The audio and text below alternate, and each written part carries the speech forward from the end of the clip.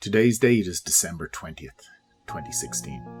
Having just levelled off in the cruise, Aerosucre 156, a Boeing 727-200 converted freighter, will be en route from Bogota to Hermano Orlando Airport in Puerto Carreño, some 1 hour and 30 minutes flying time and nearly 1,000 kilometres to the northeast on the border with Venezuela. Aerosucre is, to this day, a cargo airline based in Bogota, Colombia, which began operations in 1969 with scheduled international and domestic cargo services throughout Latin America and the Caribbean. Over the years, the airline has gained much adverse publicity online, with videos emerging showcasing reckless behaviour on the part of its pilots. Not surprisingly, therefore, since it commenced operation back in the late 60s, it has recorded 15 accidents or major incidents, resulting in the hull losses of at least 10 aircraft and the subsequent deaths of many of the operating crew members. Some years prior to today's events, back in 1995, the airline was cited by the Colombian government for operating at weights above their aircraft's specified maximum takeoff weights. The practice persisted, however, and 10 years later, in 2005, inspectors again found evidence of 2 aircraft flying while more than 4 metric ton overweight, and regrettably, as this video will clearly highlight, come 2016, the airline had still not amended its ways. There have also been documented cases in the past where Aerosucre have been found guilty of transporting passengers as well as freight, despite being unauthorised to do so by the Colombian government. Following a June 20, 1991 crash that killed 2, surviving passengers reported that they had been forced to lie down on the floor of the aircraft, as being a freighter, there were physically no seats available to accommodate them. Now that you have a feel for the safety culture, or rather the lack thereof, within the organisation, this video presentation will delve deeper into one of the airline's higher profile mishaps, focusing in particular on the events leading up to and surrounding the aircraft's subsequent departure from Puerto Carreño on the day in question, as it sets out on its return leg to home base at El Dorado International, Bogota, some 3.5 hours into the future from where we are right now. This is the complete and shocking story of Aerosucre Flight 157.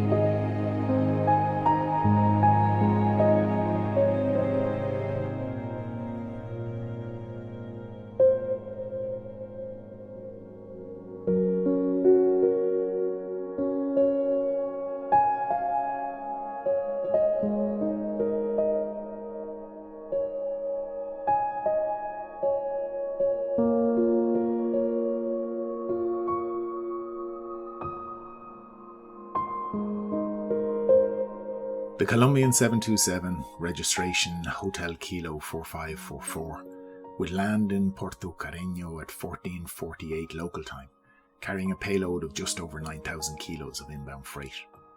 In command will be 58-year-old Captain Jaime Gentilio, a veteran of 19 years service with the company. Over his career, he will have amassed a total of just over 8,700 hours total time, with just under 7,000 of that being experience gained on the 727 type. His first officer this afternoon will be 39-year-old Mauricio Guzman.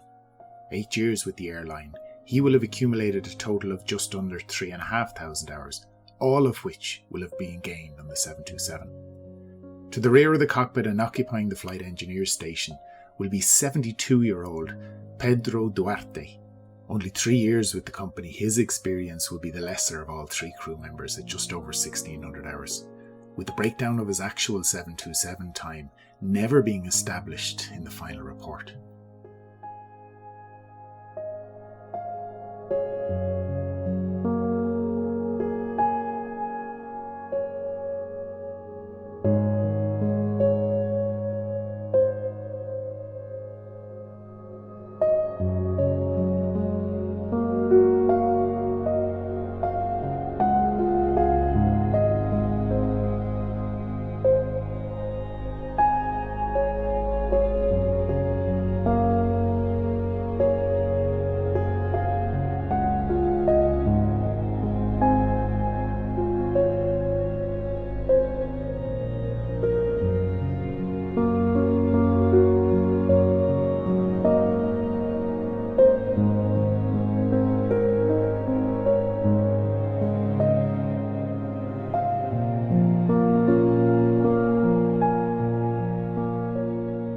Over the next 2 hours or so, the aircraft will be unloaded and then reloaded with freight bound for Bogota.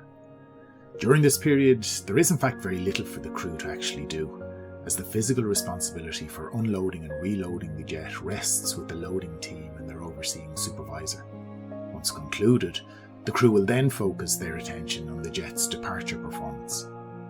Expressed as simply as possible, in order to get airborne and successfully climb away, the aircraft's wings will have to produce lift, not only equal to, but actually in excess of the aircraft's weight.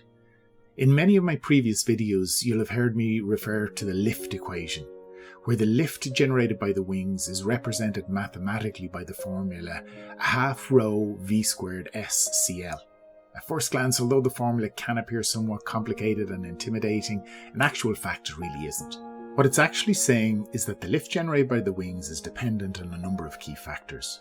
Rho being the density of the air, v the relative velocity at which the wing passes through this air, s the area of the wing, and finally cl the aerodynamic characteristic of the wing's shape, including its lift profile at different angles of attack, in short the relative positioning of the wing with regard to the airflow passing over it. In the case of any takeoff, there are variable components with which the crew can work with, and there are fixed, inflexible factors which the crew have absolutely no control over at all. In the case of the airport at Puerto Caraña, the obvious fixed and inflexible element will be the physical length of the single runway 0725 at 5,900 feet. Regardless of how things pan out, the mathematics must ensure that the aircraft becomes airborne within this distance. And so the number crunching begins.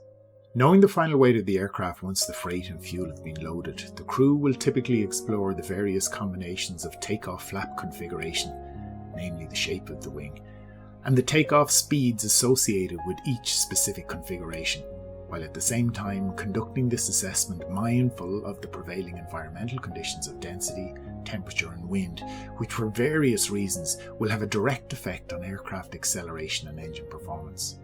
What's been sought here is a compromise. Firstly, from a commercial perspective, the operator wants to be able to lift the greatest weight off the runway as is possible.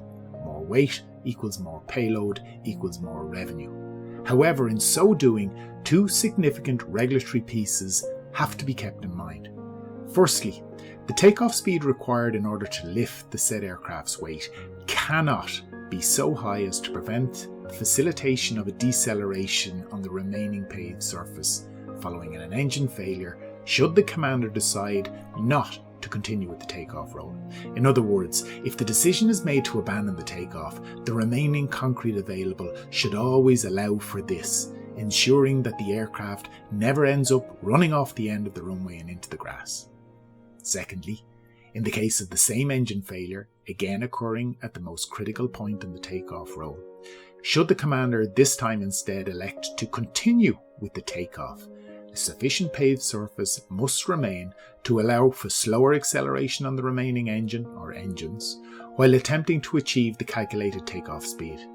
Thereafter, the weight of the aircraft must not be so great as to compromise the aircraft's ability to continue with its climb and achieve an obstacle clearance height of 35 feet by the time it has reached the defined end of the runway's clearway zone.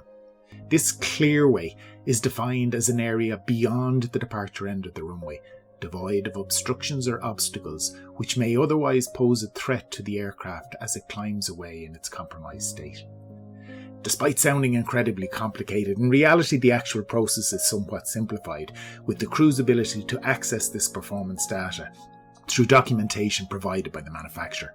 In fact, contrary to the way I've presented it here, in order to eliminate the possibility of the aircraft being inadvertently overloaded, even prior to the loading process commencing, the crew will enter the performance matrix with the knowns of ambient temperature, pressure, wind, and takeoff configuration, in order to obtain a synopsis of takeoff performance specific to the intended runway in use.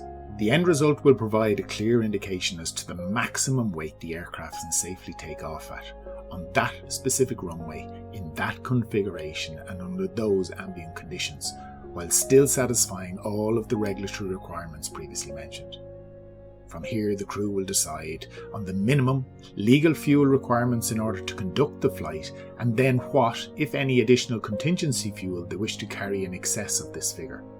With the maximum runway weight now known from the performance matrix, this weight, minus the crew's intended fuel target, will result in the maximum potential payload, which can then be uploaded onto the jet. Although the weight and balance manifest for the flight will never be found, either in the wreckage or during post-accident investigation of the flight's documentation, it will nonetheless be the opinion of the investigation team that the quantity of cargo uploaded for the return trip to Bogotá would roughly equate to the same amount as the aircraft had inbound, that being just over 9,000 kilograms, distributed across 9 pallets.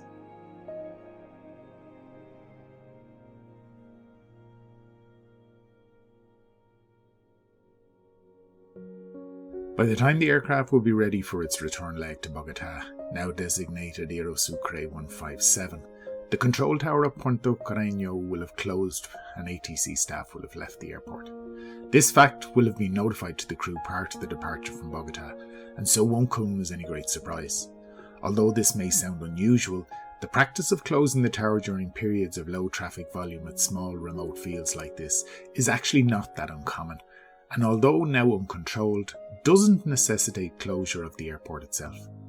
Under such circumstances, departure and arrival traffic follow the simple rule of see and be seen. All aircraft will continue to transmit in the blind on the tower frequency, clearly articulating their intentions, which would typically relate to their intended ground movements and, importantly, their runway of choice, be that for arrival or departure. Significantly, as there will be no longer any controlling agency overseeing operations at the airport, which as part of their function will stipulate the active runway in use, pilots are instead now at liberty to choose their preferred runway. As such, the potential for conflict is understandably increased, with everyone potentially doing their own thing, hence the obligation on all pilots to clearly articulate to all other users of the airport what their intended actions will be. Although the airfield in itself being uncontrolled will have no direct impact on the events which follow, the lack of ATC oversight will have a very subtle influence on the crew's subsequent decision-making process. With the winds generally light from the northeast, the inbound flight had landed on runway 07, as it provided for a slight headwind and from an operational perspective was the more convenient approach into Puerto Carreño when arriving from the southwest, as had been the case. However, with closure of the tower, there will now be nobody in place to make real-time observations of the current surface wind conditions. Hourly bulletins will still be available from remote meteorological observations, but it will subsequently transpire through cockpit voice recorder examination that the crew of Aerosucre 157 will not be aware of the latest available information prior to their departure. Had they would have noted that the light northeasterly breeze still persisted. This being the case, runway 07 from a performance perspective will again present itself as the obvious runway for departure, as headwind departures are far more advantageous than those conducted under tailwind conditions. Indeed, in the short time period immediately prior to 157's departure, two aircraft will do just that and use runway 07 for takeoff. However, when the time will come for 157's own departure, as was his prerogative, and perhaps in light of the fact that it will favour a more expeditious departure to the southwest back to Bogota, Captain Cantillo instead will opt for a departure from the reciprocal end of the runway, choosing runway 25 for his flight's departure from Puerto Carreño. In so doing, however, unaware of the actual prevailing wind conditions, Captain Cantillo will fail to take into account the current 4-knot tailwind on runway 25 and its potential impact on the jet's takeoff performance. A light wind, in reality no more than a breeze, which will, however, have a significant part to play in what is about to transpire. And so 157 will transmit in the blind the fact that it is now entering the active runway and commencing a backtrack to line up on runway 25 in preparation for departure.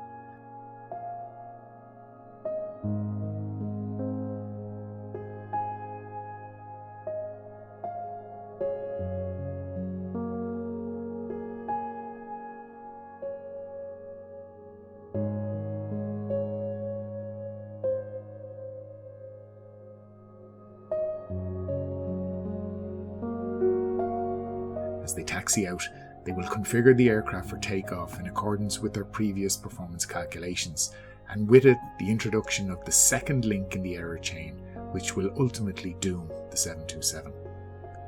Hotel Kilo 4544 will have recently undergone a modification sanctioned by the manufacturer to facilitate takeoffs with a flap configuration of 30. In reality, the process will be largely administrative. Placards in the cockpit will have to be revised to note the fact that takeoff with this flap setting will now be approved, and likewise performance material on board will have to reflect the new change. In short, the ability to now take off with flap 30 selected rather than the previous limitation of flap 25 in practical terms will allow for a greater takeoff weight to be achieved. With flap 25 selected under the prevailing conditions at Puerto Carreño, the maximum possible weight the jet could lift off will be 157,000 pounds or 71,214 kilos. With the revised flap 30 configuration now being approved, this limitation will be potentially increased by 7,000 pounds or just over 3 metric tons to the higher figures of 164,000 pounds or 74,389 kilos. As such, Captain Cantillo will choose flap 30 as the desired configuration for departure. But herein will lie the problem. In spite of the modification, Aerosucre will fail to provide the crew with the new revised performance matrix for flap 30 departures. In fact, from the crew's perspective, the figures available from which to maximise their performance will be solely predicated on flap 25. Under such circumstances, the correct, safe and legal thing to do would be to use the flap 25 figures and limit the payload accordingly. But this is not how the crew of Aerosucre 157 will choose to resolve their predicament. Fatally, what they will decide to do is improvise, and this improvisation will take them into the unknown, uncharted territory where luck and good fortune will be relied upon to see them through. Whether the crew will actually comprehend the implications of what they are about to do can never be said for sure. Understanding that in principle flap 30 would facilitate the greater takeoff weight, this is what they will select. However, not having access to the corresponding speeds for this configuration, they will instead choose the applicable speeds for their known takeoff weight from the flap 25 matrix. So to clarify, although deciding to use flap 30 for maximum lifting capability, they will elect to use flap 25 speeds. When making a direct comparison between the two sets of figures at a given weight under identical environmental conditions, the flap 30 speeds will be somewhat slower. Therefore, it has to be assumed that Captain Cantillo will believe the usage of the higher speeds associated with flap 25 to be a sensible, pragmatic and conservative resolution of his problem. Specifically, examination of the CVR will conclusively determine that in selecting flap 30 for departure, the crew will set the following speeds: V1, or the stop-go decision speed, of 127 knots, VR the rotation speed, likewise of 127 knots, and V2 the safe climb-out speed of 141 knots. Significantly, had the crew had access to the equivalent flap 30 matrix, then they would have seen that the corresponding figures for this configuration would have been 120, 120 and 134 knots respectively. In other words, using flap 30 figures, takeoff would have occurred at 120 knots. However, using the flap 25 figures now means that takeoff will instead occur at the higher speed of 127 knots, a 7 knot difference or 13 kilometers per hour. And this will ultimately prove hugely significant. But in reviewing the data again, investigators were puzzled. Even using the figures for flap 25 at 127, 127 and 141 knots, these figures didn't actually equate to a takeoff weight of 157,000 pounds, the theoretical maximum allowed from runway 25 under the prevailing conditions. Instead, they related to a weight of 166,000 pounds, or 9,000 pounds, or 4,000 kilograms above the theoretical maximum allowed. So the conclusion reached was that not only were the crew improvising with regard their selection of configuration and speeds, they were doing so in the apparent knowledge of the fact that the aircraft was significantly overweight. And what will happen during the crew's subsequent attempt to get airborne will only act to reinforce this belief. At 17:18 local, 157 will make one final radio transmission in the blind, letting all the world know that they are about to commence their takeoff roll. And as they release their brakes, the final link in the accident error chain will shortly fall into place. As the 727 accelerates down the length of the runway 25, all 1,800 metres or 5,900 feet of its length will be used up, yet still the aircraft will remain earthbound. Their decision to use the higher flap 25 rotation speed of 127 knots and the 7 knot difference this incurred will mean that the aircraft, instead of initiating its takeoff rotation 411 metres before the end of the runway, as would have been the case with the flap 30 figures, will instead commence its rotation a mere 308 metres before the runway end, an unnecessary additional ground travel of 102 metres. Furthermore, most probably in response to the aircraft's overweight condition, when initiating the takeoff rotation, Captain Cantillo will undertake the manoeuvre in a much more gentle and protective fashion than would normally be the case. The standard rotation technique is to achieve a change in body attitude of 3 degrees per second until the target attitude of approximately 15 degrees is reached. In other words, a normal takeoff rotation takes about 5 seconds to complete correctly. With regard 157, however, the investigation team will establish that the aircraft will only reach a pitch attitude of a 7 degrees nose up over a 7-second duration, equating to an inferior rotation rate of just 1 degree per second. This will have the undesired effect of the aircraft travelling a further 262 metres over the ground while executing the manoeuvre, whereas this should normally take no more than 128. Out of concrete, 157 will travel another 95 metres over the grass off the departure end of the runway and leave the airport grounds.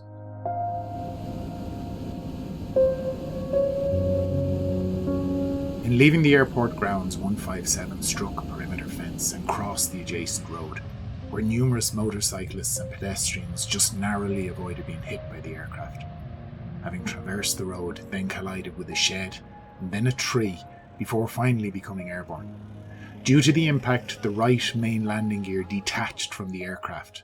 The inboard right flap was damaged and largely ripped from the wing, resulting in the major A hydraulic system leaking its entire fluid content, while at the same time, engine 3, positioned on the right-hand side of the aft fuselage, lost power due to ingestion of debris. Climbing away in this crippled state, the aircraft managed to achieve an altitude of 790 feet. However, control of the flight path was proving to be extremely difficult. The excess weight which the aircraft was carrying had now become a critical liability. In an effort to shed some of this excess, the CVR recorded the flight engineer begin the process of dumping fuel, while the pilots attempted to manage the complicated asymmetric condition caused by a combination of losing power from the right engine and loss of the trailing edge lift devices on the right wing. Together they were causing the aircraft to roll in that direction, with application of left rudder being the only means of preventing the aircraft from rolling over on its back. Having identified the potential damage to the right-hand main landing gear, Captain Cantillo will order its extension once again, before attempting to reverse this decision due to the controllability issues which this action will incur. However, with the A hydraulic system losing approximately 4 gallons per minute, full depletion of the system would occur in just over 103 seconds. Being the primary hydraulic system on board, the A system powers over 80% of the jet systems, including ailerons, elevators, landing gear operation, inboard and outboard trailing edge devices, leading edge devices, ground and flight spoilers, and critically in this instance, the lower part of the rudder. As a result of this fluid depletion, the flight data recorder subsequently showed that the lower section of the rudder initially followed the pilot's inputs, but its deflection reduced over the 103-second time frame as pressure within the system was slowly lost. Without any hydraulic muscle behind it, the relative airflow was to force the lower part of the rudder back into the neutral position, and with this repositioning, any chance of the pilots retaining directional control of the crippled jet. In addition, although the control wheel was deflected fully to the left, with loss of the A hydraulic system, any hope of using ailerons to control or arrest the roll was likewise futile. Having been successful in extending the gear, loss of the A system, however, meant that retraction was no longer an option, with the additional drag it was now creating being hugely problematic. Although not heard by any crew discussion on the CVR, investigators nonetheless believed it most probable that the hydraulic B system was equally affected by the landing gear being torn from the aircraft. This would have compounded the crew's woes, as it controls the lower part of the rudder and also has influence over aileron and elevator operation. Now rolling uncontrollably to the right, with a bank angle in excess of 60 degrees, the resultant vertical lift coefficient would have eventually reduced to the point where level flight could not be maintained, as 157 ultimately entered a slight right-hand descending turn which completed a near 270-degree arc before impacting flat terrain and bursting into flames, a mere 3 minutes after takeoff. Of the 6 persons on board, 2 initially survived the impact, with one of those succumbing to their injuries sometime later in hospital. All of the flight deck crew, Captain Cantillo, First Officer Guzman, and Second Officer Duarte, perished on impact.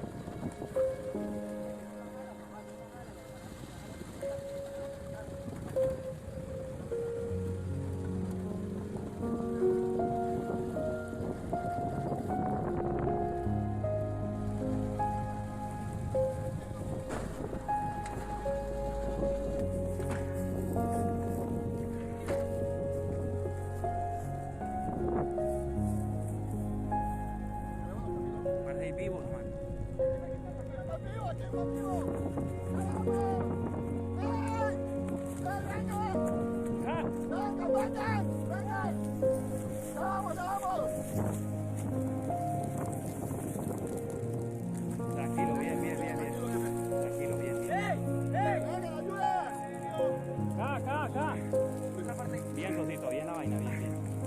Tranquilo. Vamos a ver.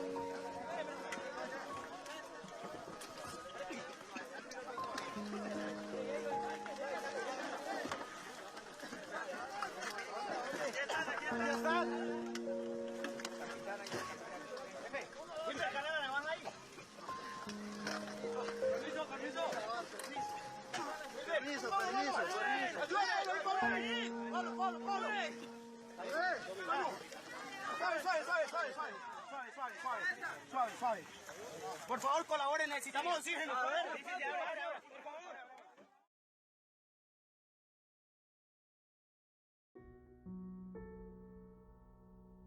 In attempting to take off at 166,000 pounds, or 75,296 kilos, the aircraft was more than 9,000 pounds, or 4,000 kilos overweight.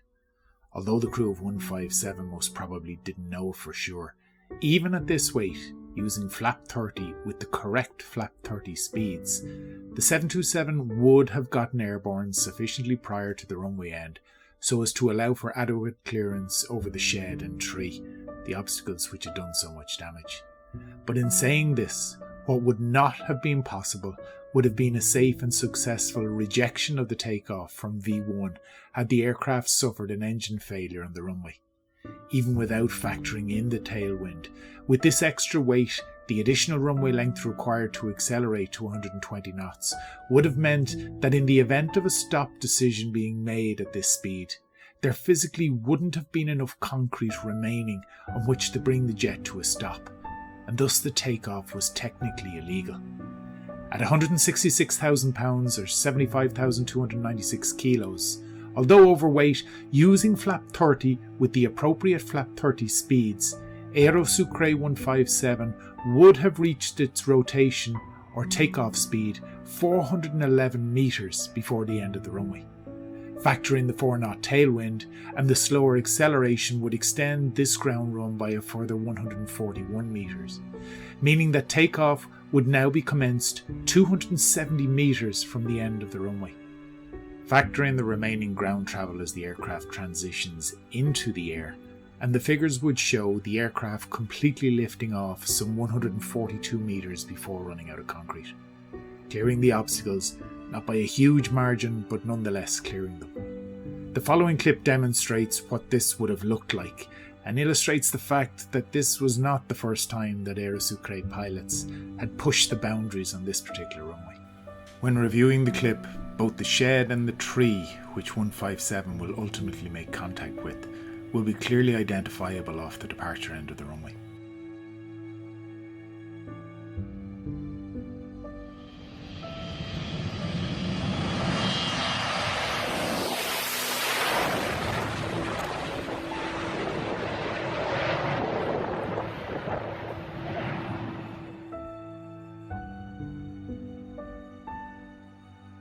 If this had been Captain Cantilio's plan all along, well, its application had gone horribly wrong. Although the crew had selected flap 30 knowing that it would facilitate the greatest takeoff weight possible, without having access to the corresponding takeoff matrix for this configuration, they improvised by deciding to use the flap 25 speeds for this weight instead. The logic appeared sound, as the flap 25 speeds would always be somewhat higher than those for flap 30. These higher speeds would ensure an adequate margin above the stall and guarantee no adverse handling issues once the aircraft became airborne. But what Captain Cantilio hadn't factored in was the effect these higher speeds would have on the ground prior to the jet getting airborne. The difference in rotation speed between flap 30 and flap 25 at the reference weight quoted was 7 knots. This doesn't sound like an awful lot, but will in fact require the 727 travel a further 103 metres over the ground in order to accelerate to this higher target. Thus, instead of reaching its rotation speed 411 metres prior to the runway threshold, as was the case in the previous example, that figure will now be reduced to just 308 metres. Factor in the modest tailwind, and this figure is reduced still further to just 167 metres prior to the runway's end. As mentioned previously, the final link in the error chain, which will seal 157's fate, is Captain Cantilio's poorly executed rotation technique. Being mindful of the aircraft's overweight condition, Captain Cantilio most probably made a conscious decision to gently coax the aircraft into the air. With the correct technique requiring an attitude change of 3 degrees per second until reaching a target attitude of about 15 degrees, 157 instead had been rotated at a far slower rate, equating to just 1 degree per second, and stopping at a body attitude of just 7 degrees, significantly less than what should have been targeted. The significant implication here is that the rotation manoeuvre executed correctly should result in a ground roll of approximately 128 metres, whereas in the case of 157, the slower rotation rate had extended this to 262 metres. And 262 metres of concrete simply wasn't available. 157 left the paved surface and continued for a further 95 metres over the grass and through the perimeter fence before finally getting airborne. As a result, in their final report, the Colombian investigation team listed the following as being the probable causes which resulted in the loss of the 727. Firstly, inadequate flight planning by both operator and crew by failing to perform dispatch procedures such as takeoff performance calculations and verifications of limits imposed by the operational conditions of the airdrome correctly. Secondly, wrong decision making by the crew by not considering a key aspect affecting the performance of the aircraft, namely the prevailing tailwind at the time of departure. Thirdly, the incorrect selection of takeoff speeds V1, VR and V2 by the crew, which corresponded to an aircraft without flap modification, which resulted in the crew initiating rotation 5 knots over the required speed, which increased the takeoff roll distance. Fourthly, the erroneous rotation technique applied by the pilot flying that delayed the rotation and further lengthened the takeoff run. And fifthly, the loss of components and damage to functional systems needed for aircraft control and flight. Sixthly and finally, the loss of control in flight by lift asymmetry as well as the hydraulic system losing fluid and subsequently hydraulic power, causing the control forces to exceed the capacity of the crew, making it impossible to maintain adequate directional control and stability of the aircraft. In addition to those items cited as probable causes, the investigation board also listed the following as being contributing factors in the loss of Aerosucre 157. Specifically, the lack of standardization and supervision by the operator, which permitted a Boeing 727-200 with flap modification to operate with a reference speed table corresponding to aircraft without such modifications. Also, the execution of the takeoff at a weight exceeding the maximum takeoff weight permitted by the conditions at Puerto Carreño Airdrome, as defined in the aircraft performance charts. Controversially, in my opinion, they also cited the omission on the crew to activate the standby hydraulic system, which might have provided emergency hydraulic pressure to power the effective flight controls. In this regard, I believe the investigators may have been a little harsh, given the fact that the aircraft had remained airborne for just 3 minutes. For much of that time, the crew would have been cognitively saturated simply trying to comprehend what had happened to the jet. In trying to prioritise their subsequent workload, the failed engine would most likely have been their first priority. Having studied the relevant 727 abnormal checklists, neither the engine fire severe damage checklist nor the simple engine flameout checklists called for activation of the standby hydraulic system. Rather, it is only with actioning of the hydraulic system leak checklist that such a direction is issued, and given the pace with which events unfolded, nothing of the CVR transcript indicated that the crew's management of the situation had progressed that far. And finally, of the remaining contributing factors listed, the investigation board cited the lack of supervision by the Civil Aviation Authority, which permitted the operator to operate Boeing 727-200 aircraft into Puerto Carreño for several years, and permitted the operation of the 727-200 into Puerto Carreño, although the airdrome was not suitable and was not authorised for the aircraft type. And finally, and incredibly the greatest irony of all, the breach of aeronautical regulations by the operator in operating the 727-200 into an airdrome not suitable for the operation of such an aircraft. In addition, the operator had not been authorised to operate a 727-200 into Puerto Carreño in the operating specifications of the company approved by the Aviation Authority. In other words, Aerosucre had no approval to operate 727-200s into Puerto Carreño. Indeed, nobody had. because the airport infrastructure simply wasn't suited for their operation. So in truth, the aircraft should never have been there in the first place, yet for years the Colombian authorities had chosen simply to look the other way. And so concludes the story of Aerosucre 157, a story of abuse, a story of complacency, one of deliberate procedural non-compliance, and finally a story of negligent oversight. A lesson of what can happen when those in authority choose to simply look the other way. If there is such a thing as a positive under such circumstances, then perhaps in this case it was the fact that Aerosucre 157 was a freighter flight, and that being the case, the loss of human life was minimal. Given the background to this story, things could have been a whole lot worse.